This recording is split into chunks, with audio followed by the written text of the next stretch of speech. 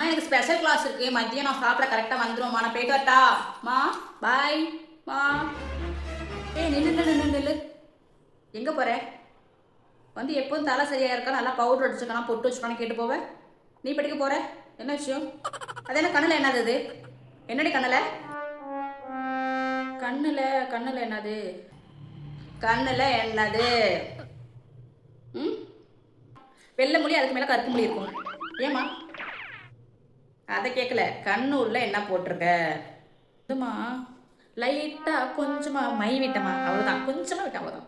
எப்போ இந்த பழக்கம்? அது என்ன உதட்டில் ஏதோ லைட்டாக தெரியுது, வித்தியாசம் தெரியுது.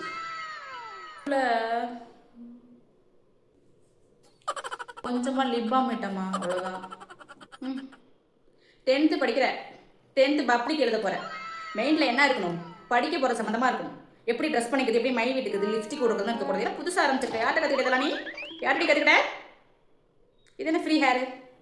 எப்பொழுதும் தலையை பின்னியில் போட்டுருப்பா, இது என்ன தலையை அவுத்து விட்டு போயிட்டுருக்கேன்? இல்லைம்மா, தலை குளிச்சுன்னா தலையிலே தலைக்கு குளிச்சோம், கொஞ்சம் காயில் இந்த பக்கம், அதனால கொஞ்சம் அப்படியே ஃப்ரீ ஹேர் விட்டு போகலாம்.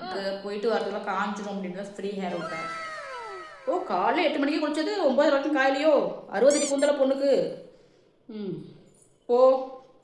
போய் என்ன பண்ணுற, பாத்ரூமில் போய் முகத்தை நல்லா சுத்தமாக சோப்பு போட்டு கழுவிட்டு ஒரு ஸ்டிக்கர் போட்ட வச்சுட்டு அதுக்கப்புறமா போ.